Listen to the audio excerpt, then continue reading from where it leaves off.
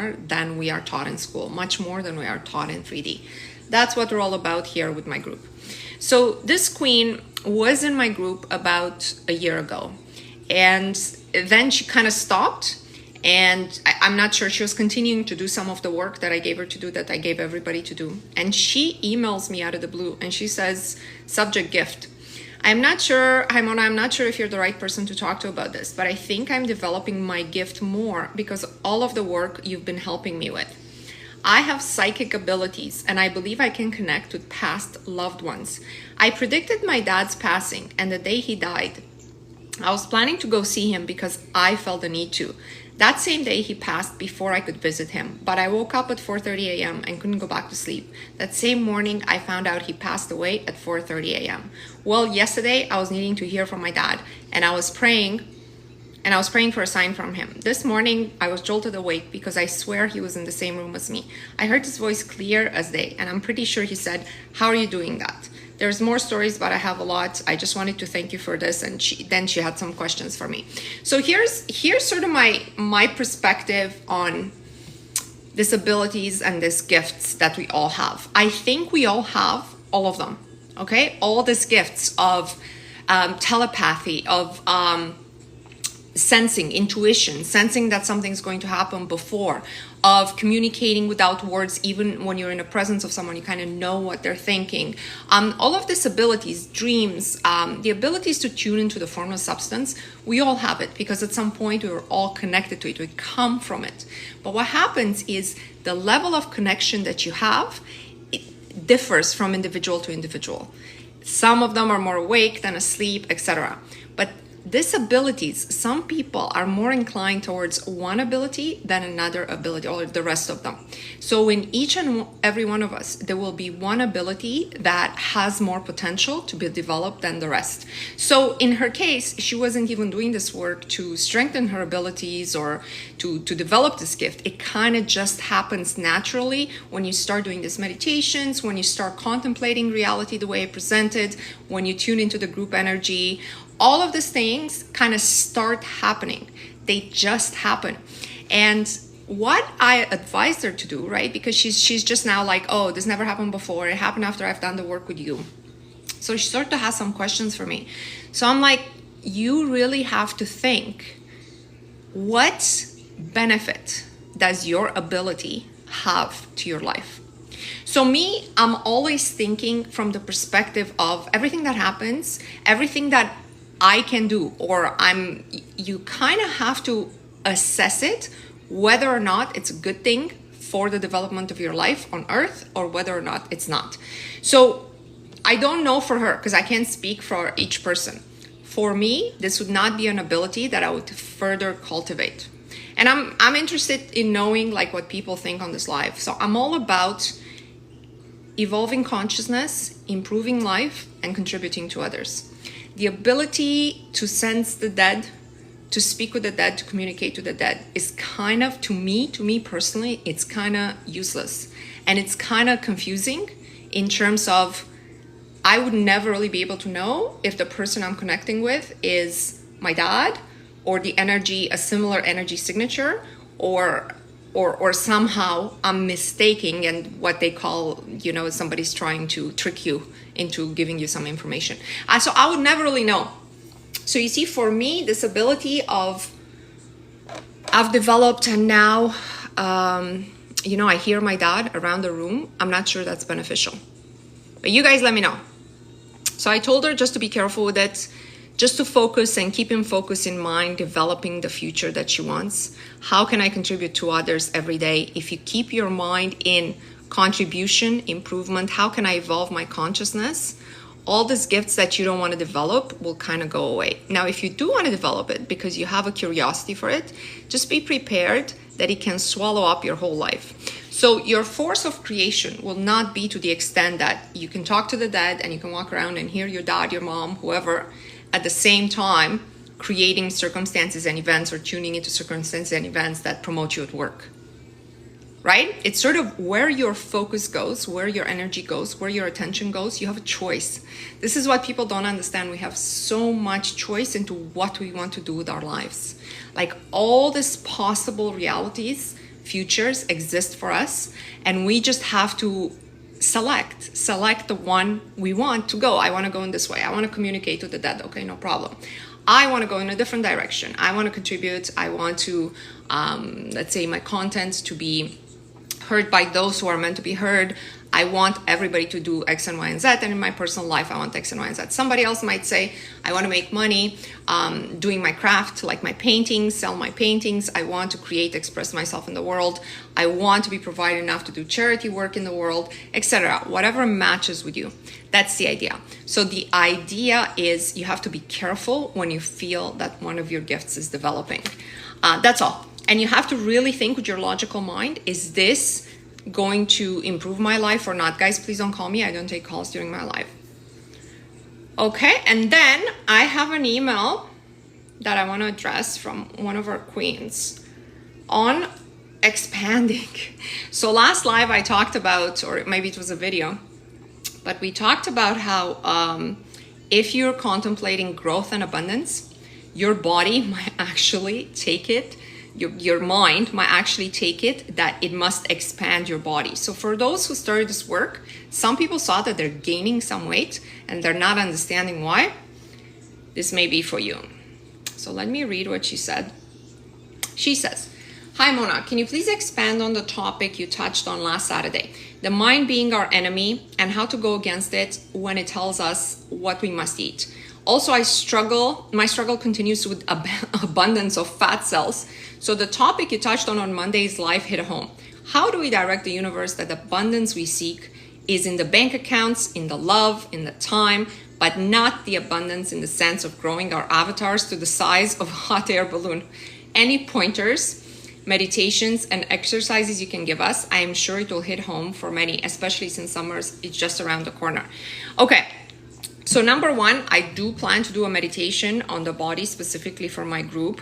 So I'm gonna write this down as a sort of homework to ourselves. But here's the line of thought where we're staying. You have to go back to this idea that the body that you have is 1% of who you are. And how do we know this? So we know this in science. You know, before they thought the atom was the smallest piece. And when they started to look inside the atom, they noticed, you know, it's actually 99% or 98% energy that's vibrating and 1% matter. And so it makes sense that the same model of the atom applies to the body, but it applies to a larger energy system. So if matter in the atom is 1%, then the matter that you see, that you identify as you, i.e. your body, I told you never to identify with the body, right? You are also 1%. So how can you contemplate on this abundance and expansion without expanding your body? When you do your meditations on abundance and expansion, you always want to do it from the perspective that you're sort of leaving your body where it's staying meditating, and that's the 1% of you that you use to function in 3D. That's the mentality. And what you are expanding, before you start expanding, while you're searching for yourself, the person, the will, the entity who's doing the expansion, you have to see yourself as this energy that's around the body. And if this is 1%, I need to figure out how big is that 99% around me. It sounds very simple. It's really actually very hard to imagine. And only when you are in that space, that's when you start growing the energy. Not you, okay? Not you. So when you say also in your meditations, in your affirmations, in your writings, you say, I am, make sure you are disidentified with the body, okay? I am, who is I? I am abundant. I am growing. Now, if my subconscious identification is with the body, I'm gonna keep growing, right? Who am I? This is why it's very, very important. Before you start blindly, you know, you heard these videos and you're like, now I'm gonna manifest. All I have to say is I am rich, I am gorgeous, I am this. Who are you and under what structure are you operating are key questions that you have to ask yourself. Who am I? Who is this I who is growing and abundant? Is this my expansion and power within the game, i.e. my energy?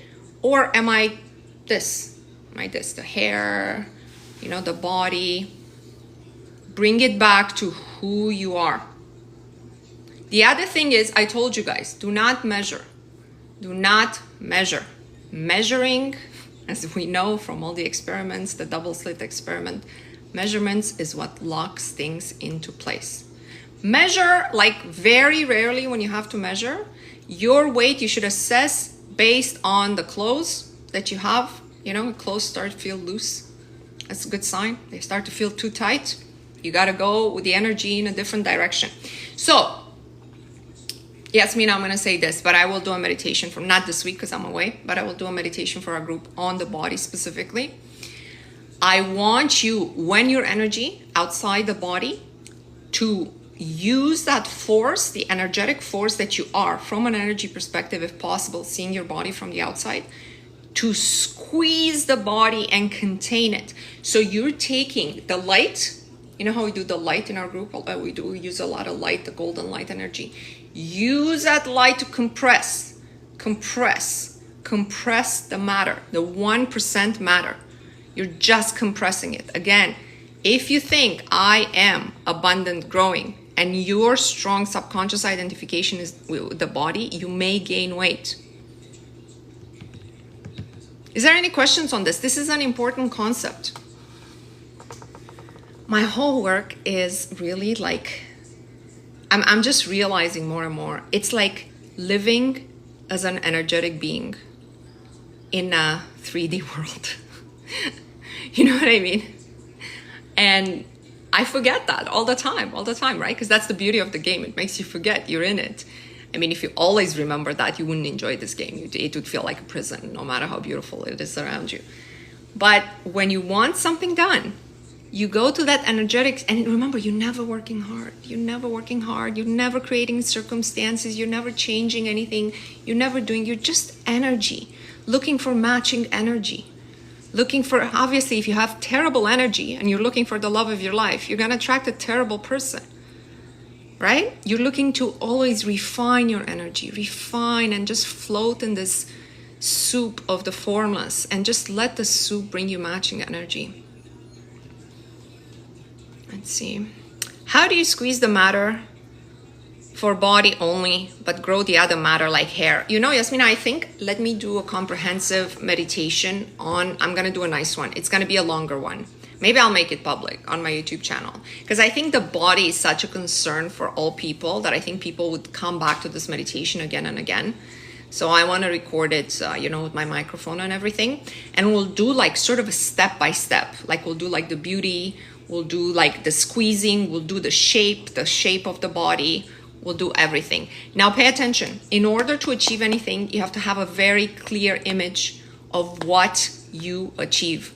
How do you join my group? The link is in my bio. Please do the 60-day challenge if you are joining my group. Most people have been in my group for over a year. But please stay at least for the 60-day of the challenge. Okay. So that was the email on body and manipulating energy. Number 3 that I wanted to talk about is the story of somebody I coached with, and I have her permission to talk about this at a high level, okay? Because I thought it was so important, and she wanted to give back to the group, like this realization that she's had, okay? And she said, Mona, I just want to tell the story without revealing anything that I don't need to reveal. So she basically says, I have been meditating on a specific house, on a specific home, on a type of home, not an exact address, but a type of home. And, you know, I've been writing out, I'm rich and I'm writing out, I'm wealthy and I'm doing okay in life, but not okay enough to have what I'm envisioning. So I said, okay, let's break down this house that you want. And she's describing it to me in detail, very vividly. She knows exactly what she wants. She knows the number of bedrooms, and it's kind of like a very upscale home, okay? And I said, okay, now I am going to take a particular space in this house and I'm gonna place you there, okay? Close your eyes. So we're doing this with eyes closed. And I said, I'm going to pick, and you're just going to go there in your mind. I said, I'm going to pick the master closet. Okay? Go in your master closet in your mind. She goes in a master closet in her mind. I said, tell me exactly what you see. She goes like, it's a double-sided master closet. It has a counter in the middle. It has a sitting area in the middle.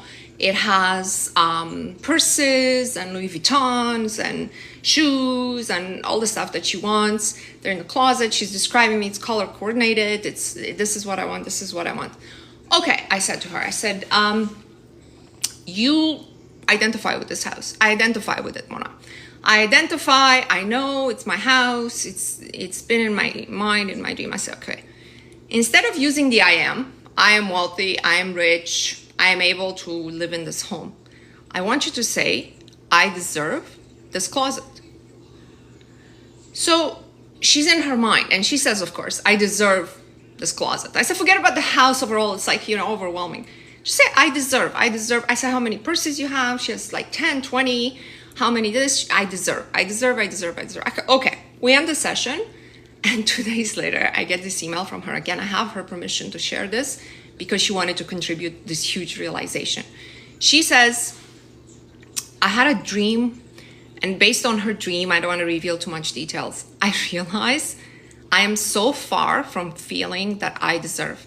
Like I have a good imagination. I have a good opinion about myself. I'm able to make money. I have a good opinion how I look, my intellectual ability, etc., etc. But based on where I come from, she's coming from the Middle East, when I think of all the people I know from that zone, from that area, going through war, not having food, it's all I see every day. It's all I think about every day. And I am one of them, or it could have been me. And because of that, when I'm in this closet, even though, I can do it in this life, I can afford it, I'm good enough for it, I'm beautiful enough for it, I don't feel like I deserve, because others like me, like whoever she identifies with, are right now being bombed and are right now not having enough to eat. And I don't think I would be comfortable having this 10 purses, having this 100 pairs of shoes, and I don't deserve. That's it brings tears to my eyes, when she was so sincere, and she's like, you must. I said, can I share this, high level? And she said, you must, because we don't understand what we identify ourselves with really, in essence. She so identifies with the struggle of those people. She's so involved. It is her background. Then it doesn't matter where she is in the world, how intelligent, how beautiful. She's not comfortable in that damn closet with all these expensive things. So you see, the way you got to work the mind, it's just so complicated. The layers that we don't know are incredible. Absolutely incredible. And we're doing something else with her now. We're doing a step-by-step approach and everything. But she just, for her to just realize that, she's like, no matter how much I say I deserve, I don't deserve, for other reasons than myself. So here's an example where self-esteem doesn't matter. It doesn't matter. Right? Delissa says, so true, I felt my dream house was way above my level. Delissa, I think the way you should work, it depends why it's not on your level. It depends if it's a matter of self-esteem, you're not good enough for it. You're not beautiful enough to find a man who can give you that house. You're not intelligent enough to get a job that pays you that, whatever reason, if it's self-esteem related, versus if it's not self-esteem related, but there's something else in your identity that doesn't permit you to live above the level of your collective identity, if that makes sense. Does this make sense to anyone? I didn't even look at the comments. I got shivers when I thought about this. I don't know. It's it was so deep. It was one of my deepest sessions with anyone.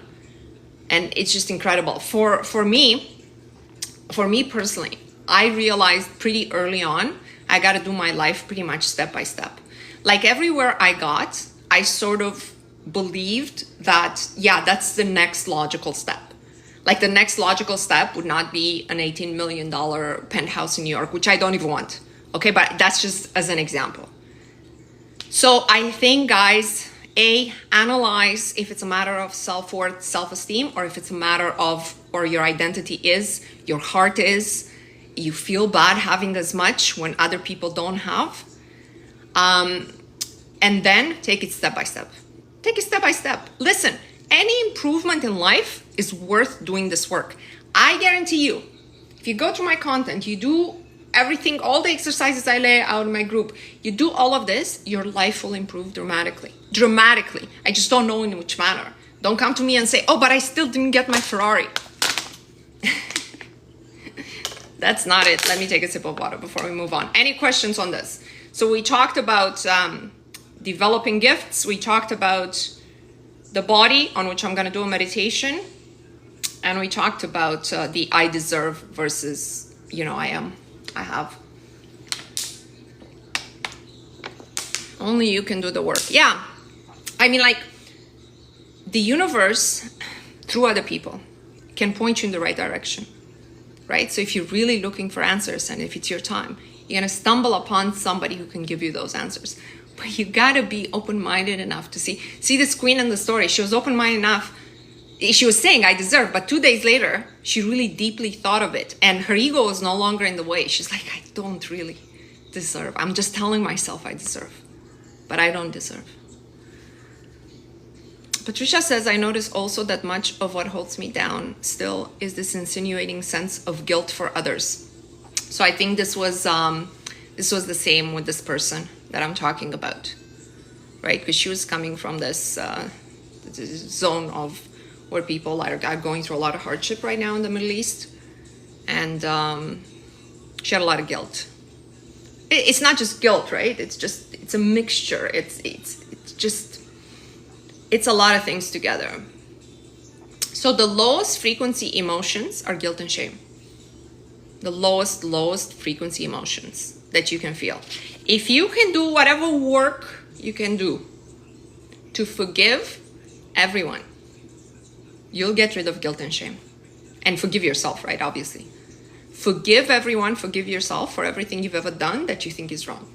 You have to move past that. You can't feel guilty or shameful about it anymore. What I've found helps with this is to disidentify with the person that you used to be. Yes, the person that I was 10 years ago did this, but the person that I am today would never do this under the same circumstances, which means I've grown. Now, if you find that, under the same circumstance, yeah, I would still do the same thing, and you haven't grown at all, so you can't get rid of your guilt and shame.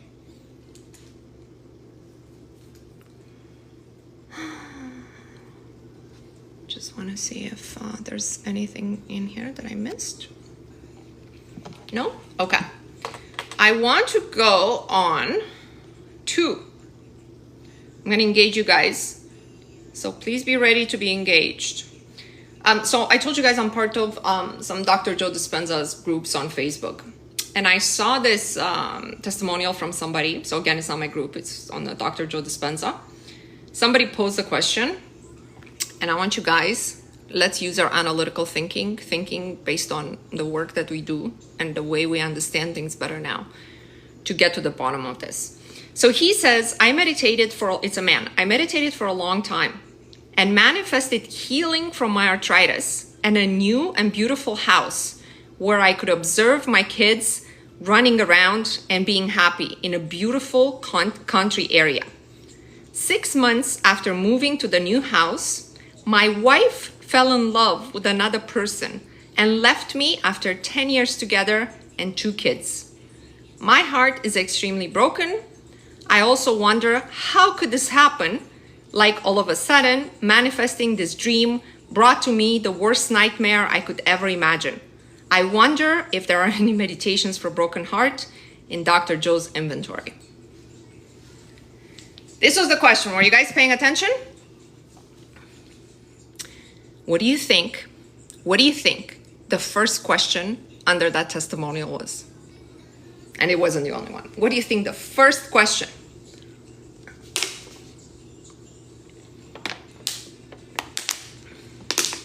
Because he's saying, guys, are you paying attention? I want to have a little bit of a dialogue with you too, okay? Are you paying attention? So I'm hoping. So he's saying, I meditated for a long time, manifested healing from arthritis and a new beautiful house. After he moved in the house for 6 months, the wife fell in love with someone else, left him. He's so brokenhearted. He was with his wife for 10 years. He's looking now for a meditation for broken heart and for an answer to why did this happen to him? No, the first question was not how can I get her back? No, I'm talking the comments. The first question was, what meditation did you do to heal from arthritis? I told you guys, people come to this work, and if somebody has a testimonial and says, I manifested X and Y and Z and whatever, the first question, what meditation, at what time did you do it in the morning? How many times a day did you do this meditation to heal from arthritis? And I just think like this attitude of there is a magic meditation that if you do it 60 times, if only you do it 60 times. Okay. Anyways, that's always funny to me. It's always funny when people look at meditation as a magical tool. Guys, meditation is not for the universe to give you anything. Meditation is for you to connect to the formless substance, for you to activate your higher self. How long is it going to take you? And what meditation is not important. Some people meditate to nothing. They have an ability to close their eyes, be in a quiet place, and just connect. Some people need a pre-meditation to the meditation in order to even calm down. They need a nervous system meditation before the actual meditation, and it takes them 5 hours a day, really, or that's what it would take for them to connect. So it's not the meditation that heals you from arthritis. Please move away from this whole thing. It's not the meditation, ever. Its meditation is there as a tool to reestablish our connection into the formless substance. Now, once you get there, if you're able to stay there long enough into the formless, and by the way, you don't have to be in meditation to stay, right? You can stay while being aware in your own life and reacting differently and understanding things differently, then you're connecting more and more and your issues will be eventually resolved. Okay, so that's the first thing. But now I want your opinion on this guy's question. He says, how is it that I meditated to heal myself from arthritis? And I meditated, I saw my kids running around this country estate, and I got the country estate, and I got the home, and she left me within 6 months. So that, I'm interested what you guys think. How could this have happened to him?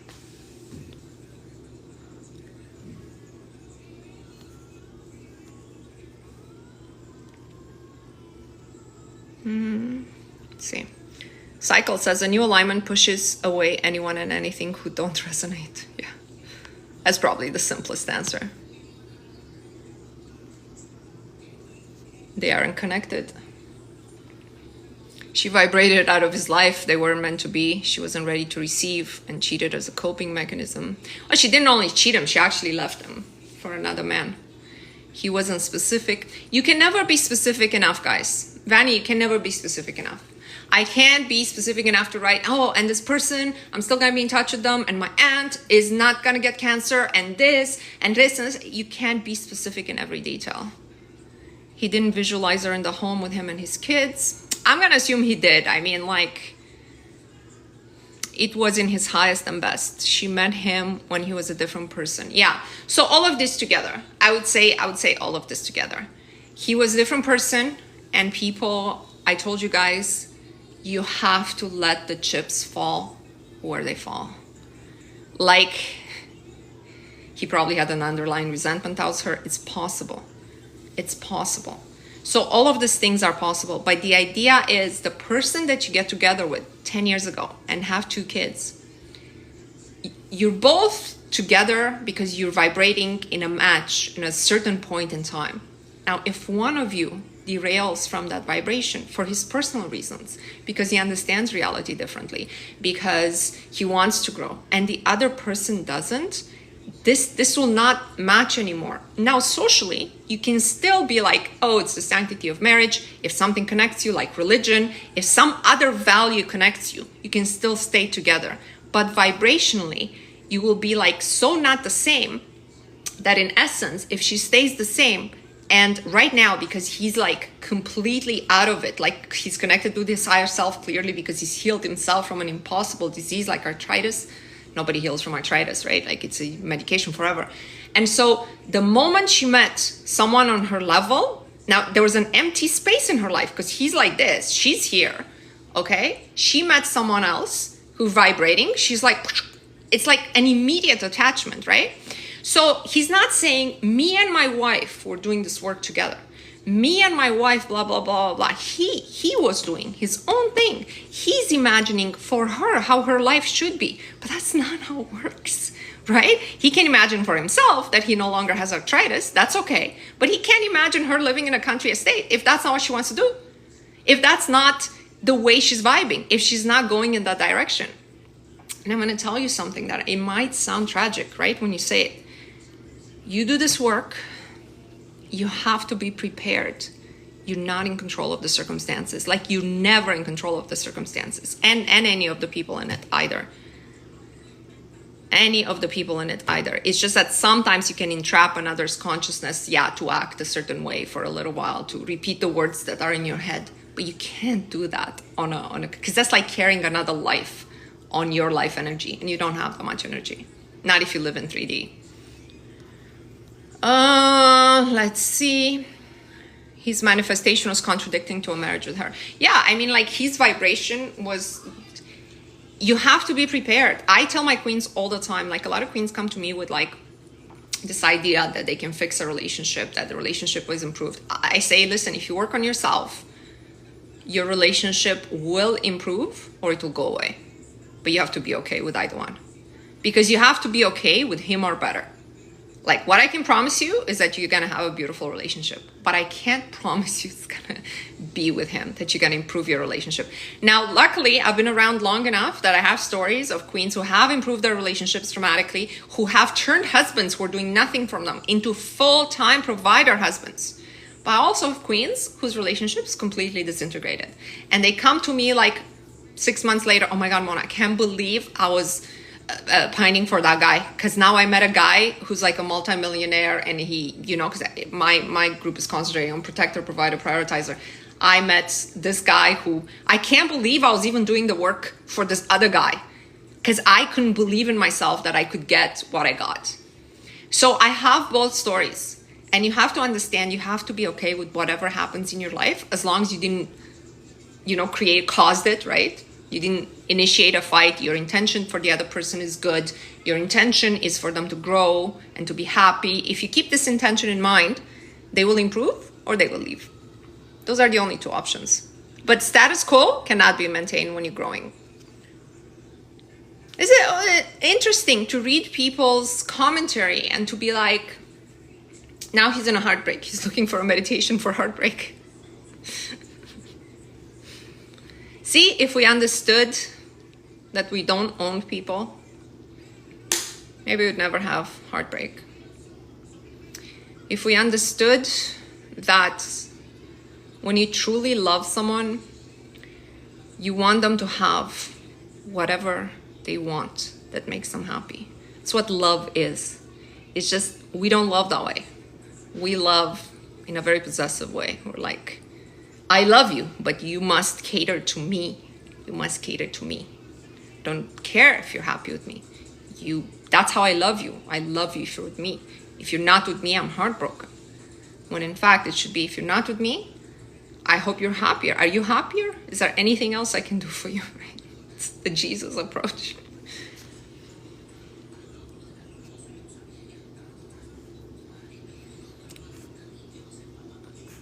Let's see. A woman has got to have her own finances together at all times. Love can mess things up. 100%. 100%. And if you are being provided for, make sure it's not just the expenses. Like, if you really have no source of income, you need to have, in addition to your bills paid, to the family bills paid, you need to have an allowance that you manage, not the other party managed. And it has to be significant. It can be like $100 a month. How do you handle guilt if you feel the relationship starting to unravel? Is it my doing? The way you handle guilt is like, look, you have to decide the structure under which you are operating. Okay, ocean fires. So is the structure under which you are operating, I am pursuing my highest good. I am pursuing the highest version of myself. That's what I'm pursuing. I want to contribute more. I want to be better. I want to be, whoever's coming on this ride with me, it might be, my boyfriend. It might not be him. I want it to be him. But if it's not him, I want him to operate at the level that he's at. You can't force anyone to grow, right? And I want him to be happy. So how could you possibly feel guilty for pursuing the highest version of yourself when only in the highest version of yourself you can love better and you can contribute better and you can advance in consciousness? What is your obligation to the relationship, right? The relationship is a human construct. I met this guy, we're dating for 2 years, maybe we sign a piece of paper, but you're pursuing a higher consciousness. And you don't have to pursue it. You can just be with this guy in 3D. Eventually, for some people, this becomes torture on a daily basis to be in this kind of relationships that are not growing, not functioning.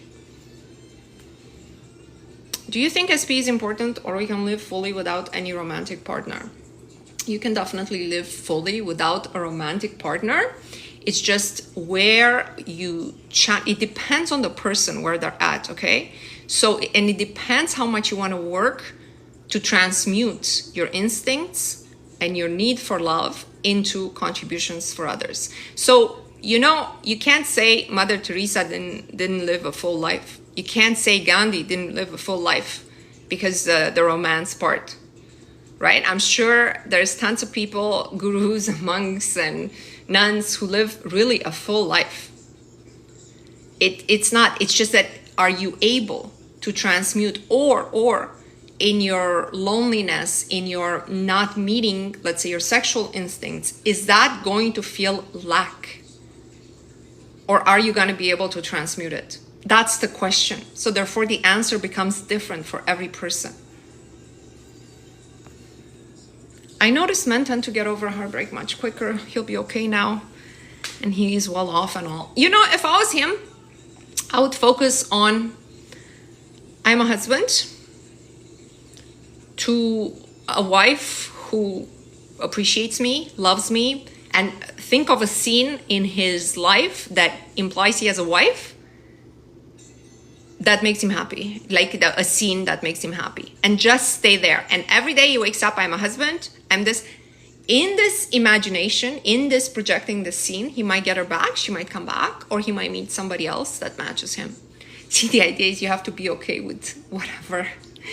Let the chips fall where they may. That's the hardest part. It's our reaction to things. That's the hardest part. Once you look at things as like, oh, it's to my benefit. Oh, it's to my benefit. Oh, how can I support my kids right now? I don't have time for heartbreak. How can I support my kids through this transition? And people don't think like that. It takes a lot to think like that, right? It takes a lot of growth and consciousness to think like that.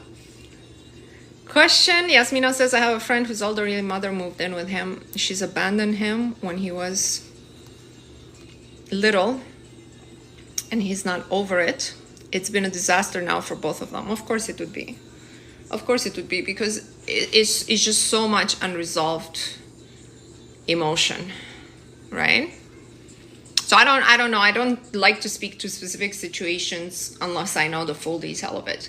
But one thing I knew ever since I was a teen, because one of my friends found out, I don't know, around the age of 12, that she was adopted, and she was just in a quest to meet her parents and meet her real parents, her biological parents, and her adoptive parents were against it.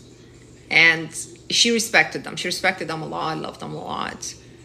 When, so her dad died, and then when her mom died, she did go to search for her biological parents, but she respected them while they were alive. So she met her biological parents, and she was like in her early 40s. That was a disaster. But I knew, even like when, she wanted, like I met her, she was in her 20s when I met her, and that want I would never have. Like if my mom came out and said, your real mom abandoned you and I took you in, and I'd be like, I would never have that need to search as to the why. There's only pain in there. There's only pain in there. You don't need to. Some things, sometimes, guys, you have to have a file for the unexplainable in your head. Okay? It's not what I would do. I could never leave my child, but some people can. And I'm going to file that in the unexplainable. Oh, wait, he cheated on me if I'm so great. File it in the unexplainable. It's in the unexplainable. You don't need an explanation to this. In that, there's guilt, there's shame, there's pain, unbelievable pain. There's inability to reconcile that which you would do with that which the person in whose womb you grown did. There's just so much. What you need to do is process your own thing. You know what I would do? Okay, let's say I have a real mom somewhere. I don't, right? But let's say I would. She's in a dire situation. I said, okay, I'll send her, maybe out of the kindness of my heart, I'll send her $1,000 a month until she dies. But I wouldn't want to have anything to do with her. Definitely wouldn't move her in my home. Right?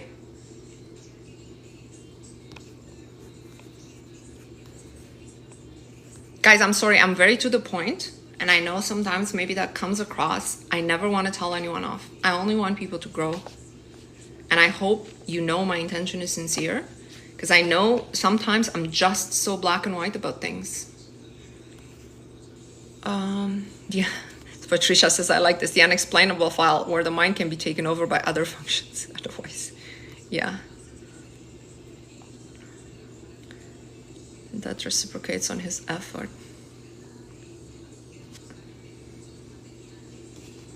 Mino says no hablo inglés. Yeah, I don't know. Like the algorithm is not doing well, right?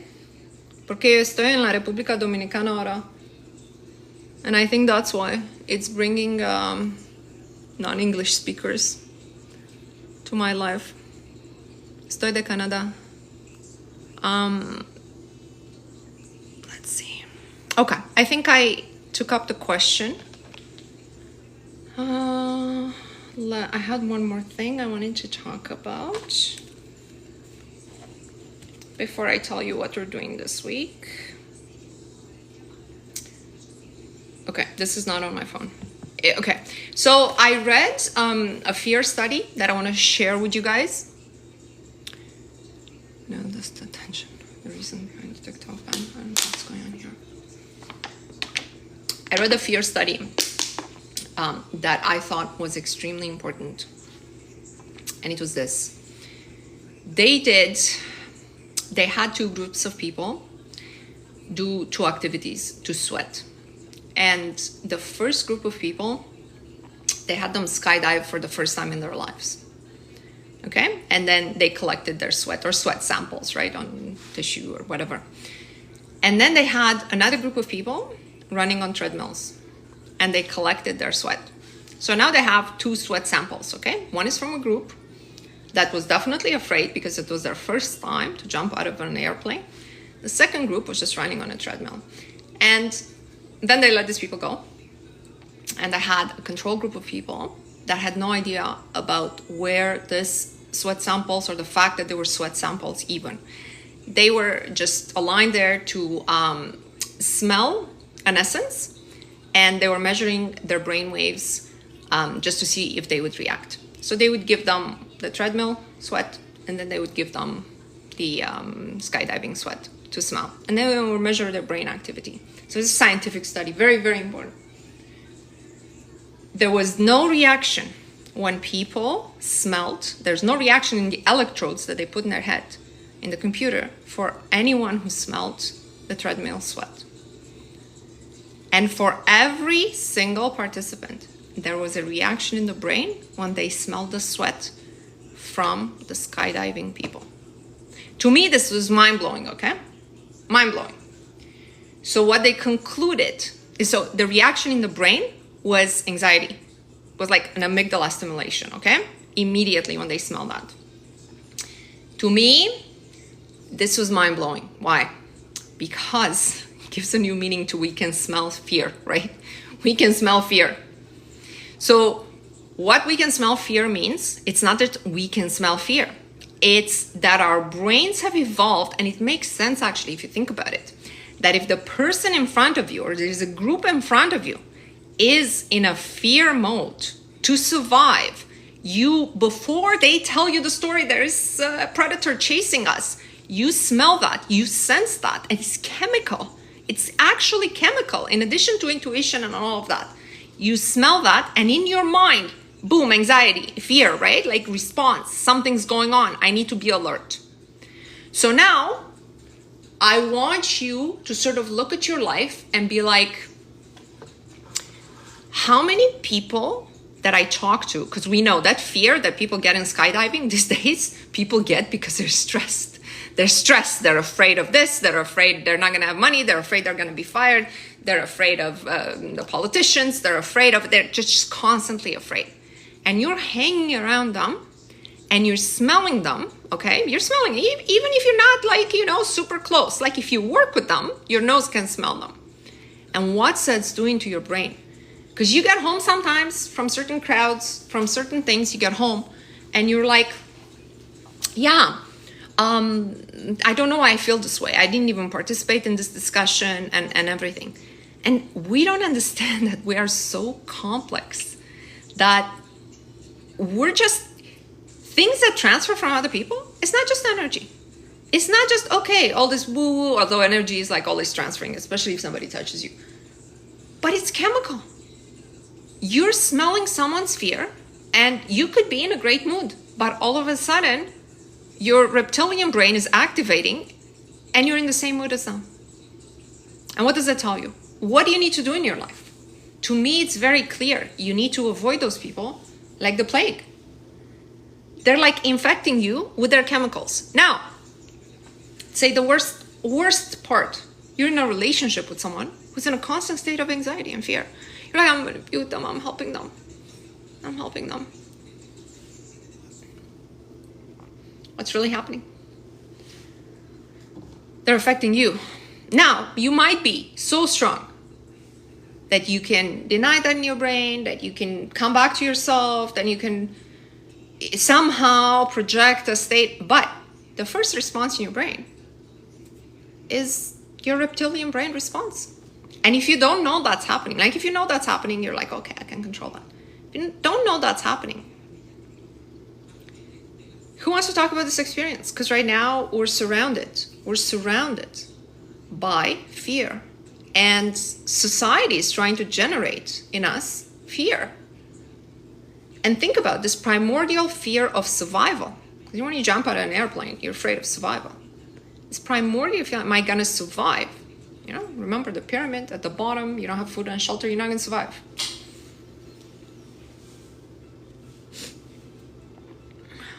I'm going to bring a couple of books, a couple new books. I've been recommending books throughout my lives. All my old lives are posted on YouTube. I'm only live once a week for like an hour, educational lives.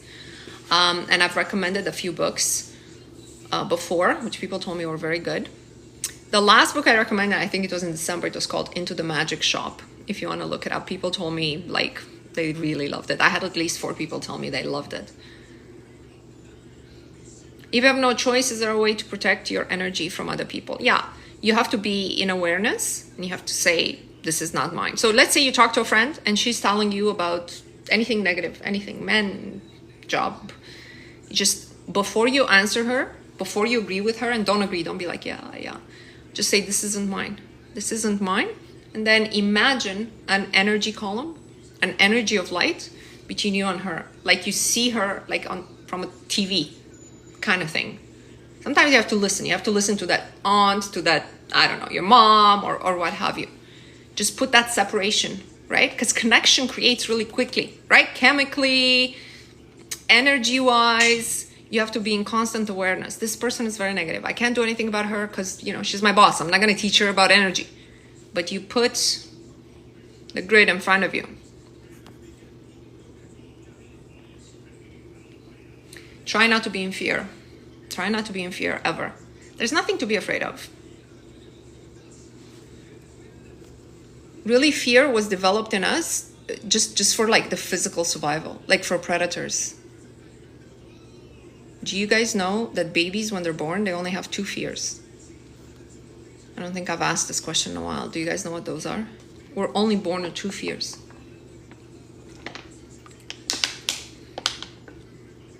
That we're born, they're programming us by nature. No? You don't know? What do you think it is? Loud noises and falling. Yeah. They're afraid to fall backwards. They have to have a reflex. So the doctor would hold the baby like this and would let go for like, I don't know, half an inch, right? Because the baby should have a reflex to that. If it's a normal baby, otherwise just fall flat, there's something wrong with it. And loud noises. Those are the only 2 fears. Everything else is made up, is programmed. Isn't that crazy? Okay. Now I want to talk about exercise, because I'm not going to do a group meditation for this Wednesday, because, you know, I'm not home. So I can't record. But here's what I want to do. I want to do, and I'm going to put it as an event in our group. If you want to participate, it's going to be very beneficial. I want you guys to think of just one of your scenes that's in your mind about your future. Just one. Okay? Whether it's comprehensive, with your husband, with your love, with your, you know, in the house that you want. One scene. And here's what we're going to do. We're going to do this together on a Facebook Live. It's going to be 5 minutes. 5 minutes prep, 5-minute exercise, 5-minute projection. Total 10-15 minutes, okay? That's it. And what I want us to do is I want us to tune into, I need at least 2 people to do this, okay? If I have 2 people, I'll do this. But in my group, I'm sure I'll have 2 people participating minimum. So go to a room if you're during your work day, go somewhere if you can. And we're going to root in the present. We're going to find something, I'll guide you along. We're going to find something around you, like this pen. We're going to touch it. We're going to smell it. We're going to really come back to now, whatever your now is, okay? The only requirement is that you are alone and there's no distractions. Bottle of water, we're going to drink the water. We're going to feel it. Why? Because only from the present moment we can create. I told you guys this 100 times. 100 times, right? Yeah, you can definitely ask questions during the live. And from this present moment, I want to do 5 minutes concentrated. We're in the present. We don't have any thoughts about the past. We don't have any thoughts about the future. Have your scene ready. We're going to do like a 1, 2, 3 thing. We're going to close our eyes. We're going to project it and we're going to end and go about our day. Okay, it's like be a bullet, but I want to do it together for more force. Who's with me? Wednesday or Thursday, we can do it around 2:30. I'm sure I'll have some takers. Beautiful, beautiful. Thank you. Okay, good. Any questions? Oh my God, I've done a video and my deepest videos get no views, okay? Because what sells is like, you know, sells. What people want to watch is like quick solutions and stuff. So I did a video and I wanted people to think about it. The programmer, code, computer, printer, and print was the same as God or the creator. You, body, formless, and 3D. And nobody kind of thought deeply of it. So if you had I only do it inside my group. I'll do it on a Facebook Live. I'm sorry, but I just want people who know my work and have meditated with me before to do this exercise. And yeah, the video didn't get traction, right? So we'll talk about it. We'll talk about it in the group. That's the idea, is that God is the programmer, and you are the code. You, not you, the body. You are the code. That your body, including your energetic system, is the computer, the intelligent computer. The formless, this universe, the formless substance is the printer. Because the formless substance or the universe is creating the events and circumstances. And the print is our 3D reality. So, yeah. I don't know. You got to think deeply about certain things.